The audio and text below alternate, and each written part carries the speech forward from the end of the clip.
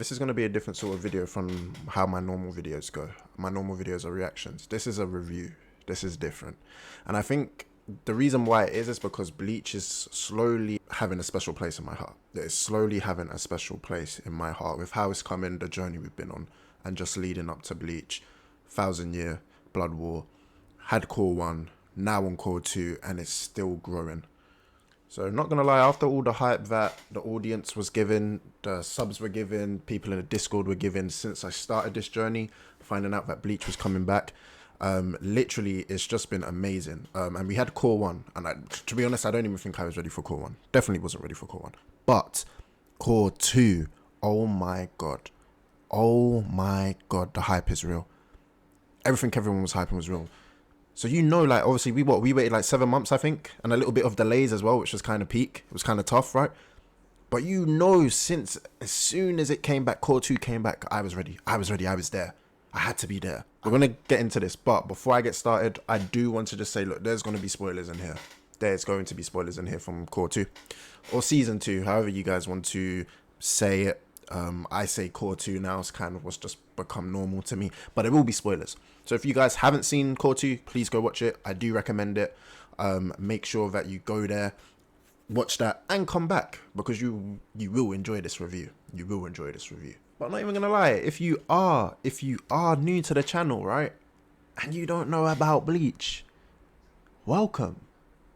So I mean, damn, right off the bat, Cour 2 going straight into it. They did not wasted no time, and we have an orchestrated OST to start the video. And I mean, my gosh, it felt like I was at church looking up to the Lord, because it was just that heavenly. Like, I don't know why they went and did what they did, but it was caressing the eardrums. Ooh,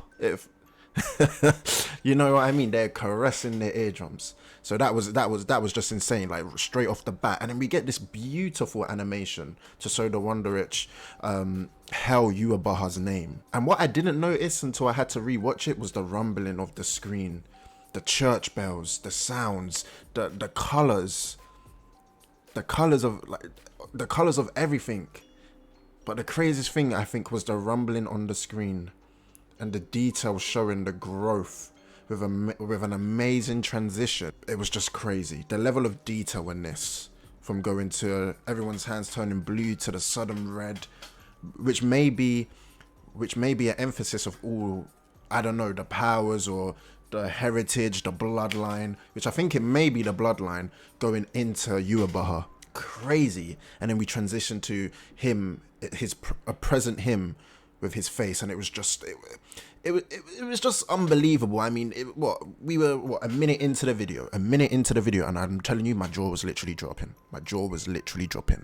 How can you start off like that after 7 months? They started off like that. It was amazing, honestly amazing. Moving on, every season you already know we get a new opening or OST, right?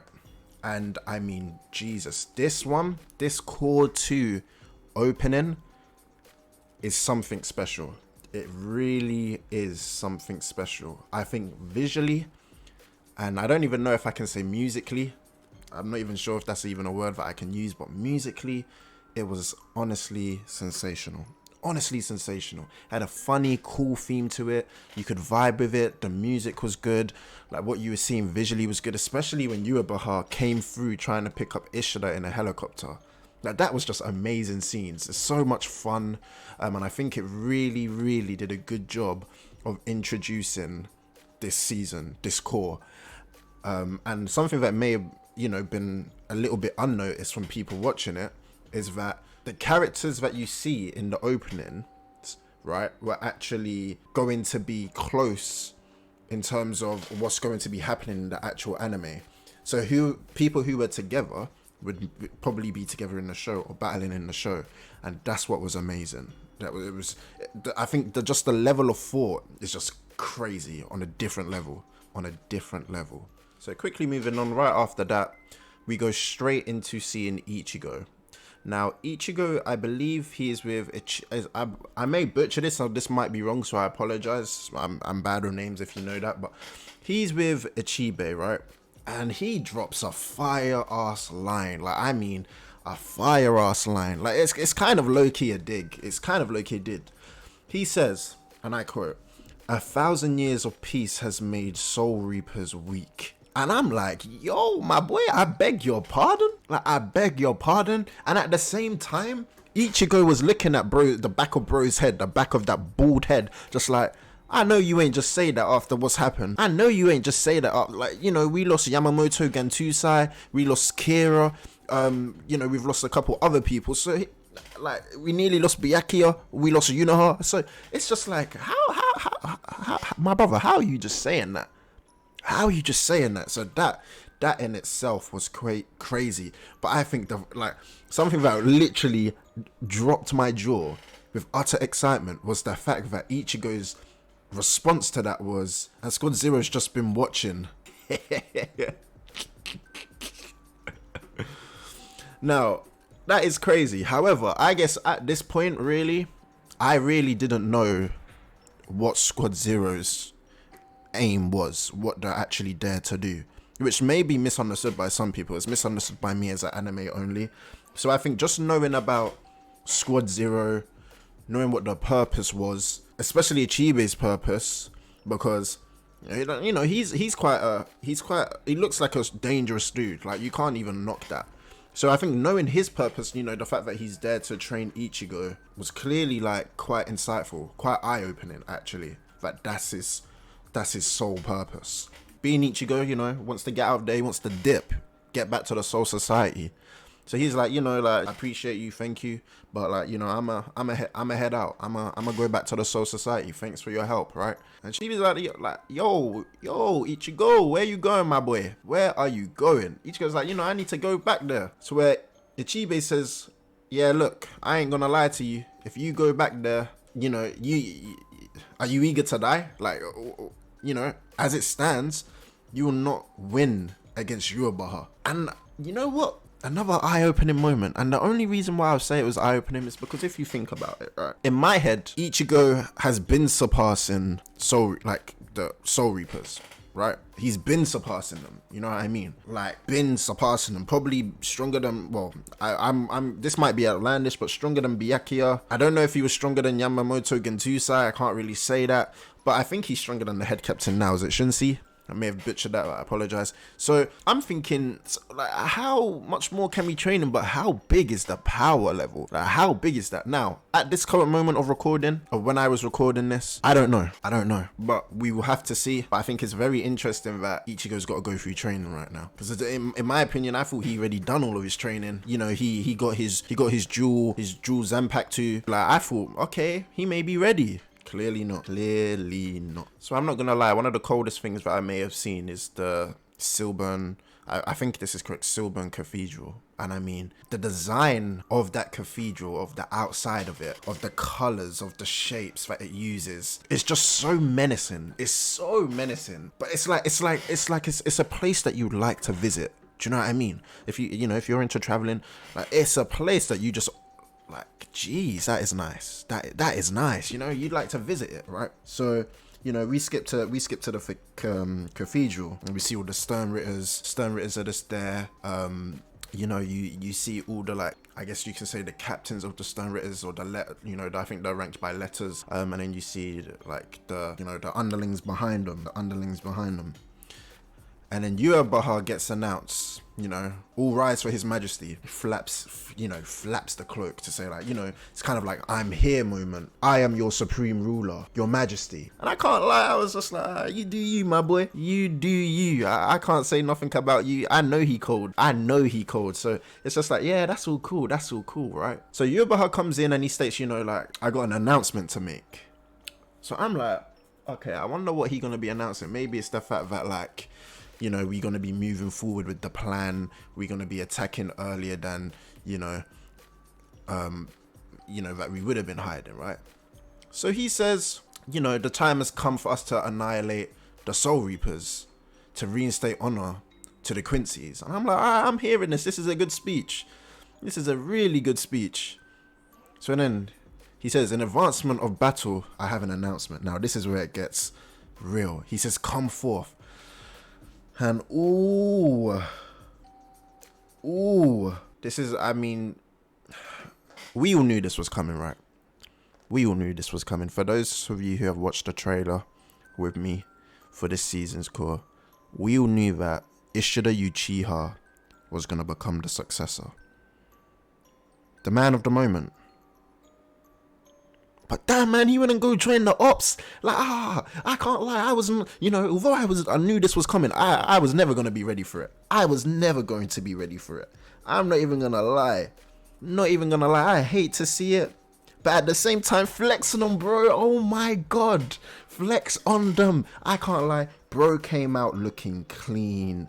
Like, clean. I can't lie. This guy here, he comes forth, and let me just tell you what he does. He does the same flap of the cloak that Yuabaha does.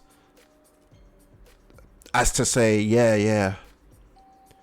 And I'm here now. And some of you might not know who I am, you Sternritters.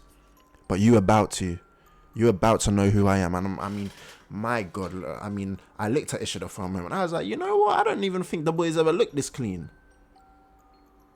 And I was like, I can't even deny him though. You know what I mean? I can't. Man came dressed up to impress. He has the fresh trim, crisp. Like, look, at the end of the day, I go to an African barber, right? A black barber, right? You already know when they trying to line you up, they putting the chalk across your head. Ishida has that same chalk but in blue. Could you believe it? That's the way bro came out. Church shoes. He brought on the church shoes. All of our aunties' favourite church shoes. Freshly pressed right robe. One lens glasses. I mean, damn, he came clean. I can't even deny him. The fit fire. It looked fire on him. It did look fire. Now, with all of this obviously happening, I had to ask myself, could this all be a ploy? Could Yuabaha be wanting his other Sternritters to get more fired up? The fact that Ishida Uchiha has just come in out of nowhere and is now announced as a successor, which was, again, mind-blowing, but we all knew it was going to happen, right?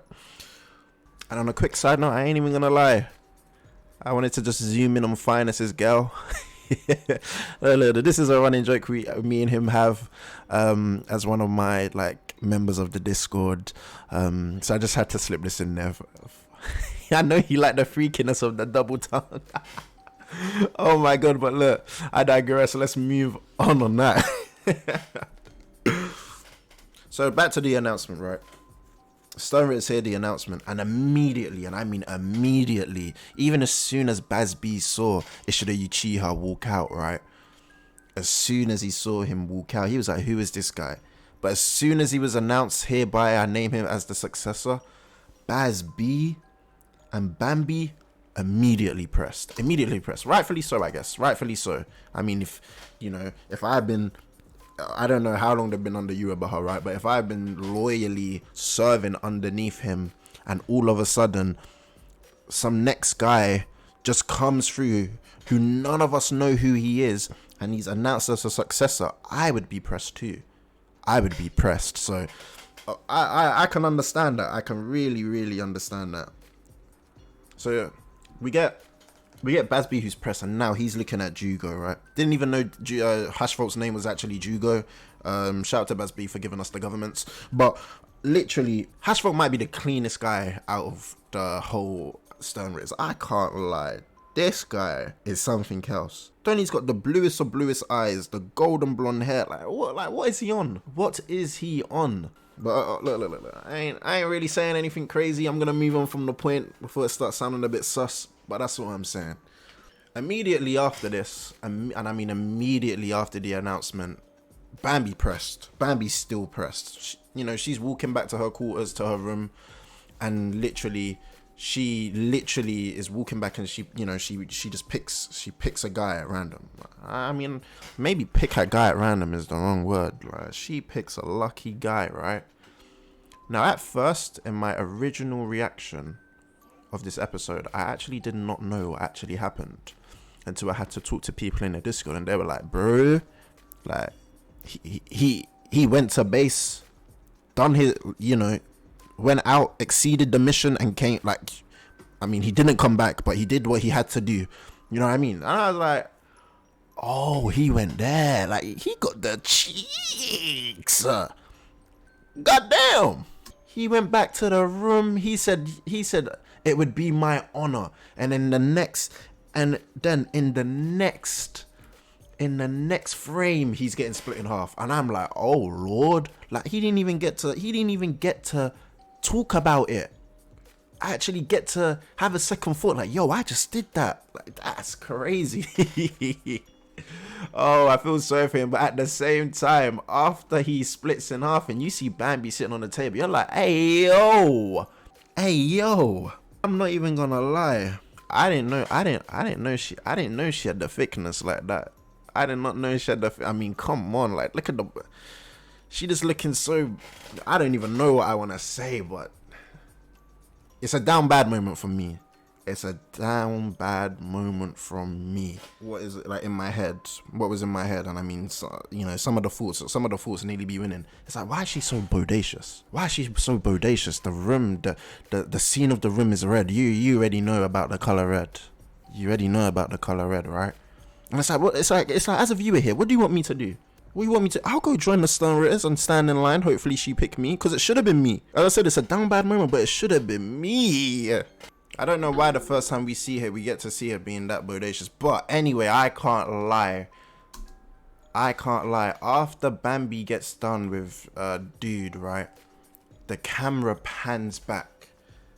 It spins round, right? And I'm telling you, I had a down bad moment again very, very fast. My good Lord. I am not going to lie to you. Soifon, and this may be unpopular, but Soifon is my number one waifu in Bleach, right? She might have just become number 2. I've just seen, and I need to pronounce this right, I've just seen Minaminas McAllen. And I was like, oh Lord. Like, she nice, tall, you can see she thick. Like, I'm like the figure, and I'm just like, I might have to rethink my whole list. And I mean, Candace ain't bad too. Might definitely have to rethink the whole list. So I might be coming to you guys with a whole new list after this. I'm not even gonna lie to you. Again, I'm saying, damn, like, if Menaminas is anything like Bambi, you might have to sign me up. Oh my gosh. Nah, but all jokes aside though, the girls do look clean. I wasn't expecting them to look this clean. I don't know how Cuba always designed them to always look so clean, but also, like, have fan service and give us all a bad down moment, but he always manages to do it. So shout out to him. But anyway, look, moving on. So the girls obviously see Bambi, like, you can't keep doing that. They say, hey, look, Bazby's creating commotion in, like, I guess it's like a community hall type place, right? Creating, like, commotion. Bazby starts going off. This guy punching the walls. He low-key sound like Ichigo. I don't know if they get played by the same voice actor. Someone will have to let me know. But basically, he going off on one. All the Stoneretters are there except for Hashford. And they're just like, look, I don't even know what's going on. No one knows what's going on. Hashford walks in. I mean, the weird thing is, and the strangely weird thing is, they put the light on that brother. Like, he came through the door, the light shining through with him. I'm like, whoa, what are they trying to say to us? Is he just a perfect being? But Bazby, I can't lie, Bazby was still on that. And was just like, alright, cool. Obviously, I thought you'd be more annoyed. You know we're all here for one reason. We all in seats. So if you're not taking your seat seriously and you're just going to let some next guy come through, how about I take your seat? And Bazby, he reminds me of Grimjow because he has no filter. Once he's on go. And you could see that because he literally gets turned up. He's just like, I bet I might as well come for you as well. Hashford obviously says calm down. He was just like, I ain't calming down for nothing. Like, let's go. I'm on that. Gets on that. And I'm thinking, oh damn, like, they're gonna be fighting within ranks. And then suddenly this blue, purple, I don't even know, a thing that looks like space and time black hole appears between them. And I'm like, who done that? And then you see this fake looking Aizen who gets involved. And I'm not gonna lie, the fact that he made Jugo and Bazby back up from his attack, I can't lie, it just says to me he's dangerous. He's dangerous. Now his name's Nak Levar. Dangerous dude. Definitely watch out for him. Definitely watch out for him. And obviously, look, I'm saying this, what, we're in the 4th week of Bleach, like, of 2nd season, like, so we got episode 5 to, what, 13, 12, however many there is. I'm doing this 4 weeks afterwards, right? And I don't know what he's about, but I just know there's something wrong with him. He's dangerous. So that's definitely one we're gonna have to look, like, you know, watch out for. Now, we pan over to Yuabaha and Ishida Uchiha, right? And I mean, I'm not gonna lie, I could imagine we're all thinking, well, especially from the anime onlys, why in fact was Ishida chosen?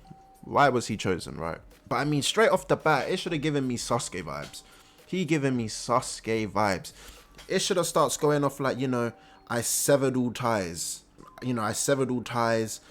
Like, you know, what you said about Soul Reapers and Quincy's can't get along. I thought about it. He basically says that Yubaha's right. And then there was some weird scene where, well, I thought it was weird anyway, right? Between Ishida and Yubaha, where Yubaha watched Ishida drink his blood and states, your power will soon awaken. And I'm like, wait, so from drinking your blood, I'm going to get some new sort of power? Like, what kind of powers is he going to get? So I'm really looking forward to that, obviously at the time of this, right? I just don't know how much more powerful he can get, which is crazy to me. The fact that he's saying, you know, your powers are going to awaken. It's just like, what more is there to awaken for Ishida? So that's going to be really, really interesting, and I can't wait to see that. I literally can't wait to see that. I mean, in essence, though, I have a feeling this could just mean scary hours for Soul Society. Scary hours for Soul Society. Because Ishida is a clean character. There's no denying it. Is a clean character. So we just got to wait and see. We just got to wait and see. So again, I'm kind of going to circle back. And I mean, there's a couple things have transpired in this episode. And we've kind of panned back to Ichibe and Ichigo, right? To which he states to Ichigo, you cannot defeat Yuabaha in his current states. And the fact that he needs him to surpass that of a Soul Reaper. Now, to me, one, that's crazy considering he's like a substitute Soul Reaper. But like the fact that he's also a Soul Reaper and a Quincy. But in my mind, he's already surpassed most current captains. So for him to become, in the words of Ichibe, to surpass a Soul Reaper, I'm thinking, but what's after that? What is after that? And I mean, I don't know. So from that, Ichibe takes Ichigo to a sacred place. Now, looking at this place, it looks weird. It looks like one of them places where you're like spiritually unaware. You're slightly high. You're just spiritually on a high, going through the motions, right? And that's Ichibe calls it a sacred place. But I mean, if you really look at it, that's what it looks like. It looks like just one of them spiritually awakened places. And he says, you know, this is a trial that you need to pass in order to get permission from the Soul King. And you know what? It's kind of crazy because, you know, from looking at this, Ichigo's going to be here a while. You know he's going to be here a while. It's not just going to be easy. He's not just going to walk up to it and just be like, yeah, I'm here. Give me your permission. I wish it was like that, because then we could get Ichigo back in Soul Society, but yeah, it's not. So I think this really nicely set up what's going to happen. I think the whole, you know, from previous episodes of Bleach, we do know about the Soul King, kind of anyway. So I think this really sets it up that now Ichigo's going to be going on a journey to meet the Soul King, but has to go through trials and tribulations to do this. Which I really, really thought it nicely leaves an element of surprise. Because there's so many unknowns with this. Just so many unknowns. So that's another thing that we'll have to catch up on during the recent weeks of this coming out. So interesting stuff. I'd like to mention about Renji. So watching the episode, there was a part where Renji and Rukia train together. I'm not really sure about Rukia, but I mean Renji, my boy. I can't lie, I'm expecting crazy things from Renji this season. Crazy things from him. A crazy rise in skill, especially after you're chosen by Zanpakuto. Because I'm not going to lie to you, the old Renji, who literally chatted so much shit and literally got beaten all the time needs to no longer be a part of him. No longer be a part of him. I'm not going to lie to you. If Renji don't switch up and turn people into a pack, he low-key might be the prince that never became king. I'm not gonna lie. Because when you look at bro, Renji has one of the coldest character designs, one of the coldest Bankais. Renji is a very cold character. Now, I haven't been giving him the respect he deserves because he hasn't shown me that. So we really need him to show us that. I'm really excited for him to turn up, honestly. Really excited for him to turn up. Really, really excited for him to turn up. And I mean, talking about Renji, I guess we gotta go to Byakuya. So we see Byakuya in this episode. You know, he's talking to the hot springs guy. Byakuya is standing. You know, he's aware that his powers are feeble. You know, he's quite thankful that he's survived, and you know, he needs to gain power to get strong enough, right? Now, to be brutally honest, and I mean, if I did a Core 1 kind of like review, this is what I would have said. Byakuya should have died. He should have died. Now, for me personally, I don't know what the manga, like, he shouldn't have survived, but I don't know what the manga's like, right? But I kind of see this as a pointless save of a character. I guess mentally in my head, I would have had more respect for him if he went out how he did than how we've just saved him, if you get what I mean. Now, I don't know what you think about that, and I'd be excited to hear your thoughts. I don't know, some of you may think he should still be alive. Personally, I don't, but you know, that's to be discussed. We can debate it however you want to come, right? However you want to come. Okay, this has been this. I'm quite grateful. I mean, if you're still here, I appreciate you for still being here. I really do. This has been one of the longest videos that I have ever just talked over, wrote a kind of script for to go by, planned everything out after rewatching the episode, making my points. So do appreciate you guys being here, really do. But I can't lie, there's a point in the first episode, right, where I just think like, and it kind of gets me a little bit mad, but I guess it's the whole greatness with the element of surprise, right? And how good Bleach is, and why it is slowly and gradually growing for me, like in a special place in my heart, right? The Soul Society, and I'm gonna say this twice, the Soul Society might just be the worst. And I mean, the Soul Society might just be the worst at preparing for anything. The worst at preparing for anything. Why are the Quincy's literally able to decay, cover, and erase the Serengeti? Do you know what I mean? Like, what is going on? Like, why are we never prepared? This is twice that they've pulled up on them, and they've had no idea of how they've even come through. Like, do you know how crazy that is? And then basically they let the 3 ops and Ishida stand on the highest building to overlook and flex on them because it was too easy. It was really too easy. That's the little rant over, right? That's the little rant over. But I can't lie, they came through in a cold way. So shout out to the Quincy's, right? They did their thing.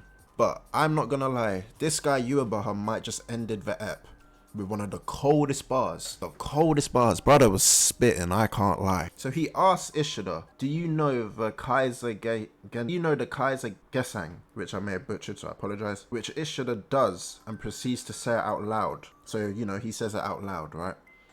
Now, the crazy thing is that Ishida finished the song, right?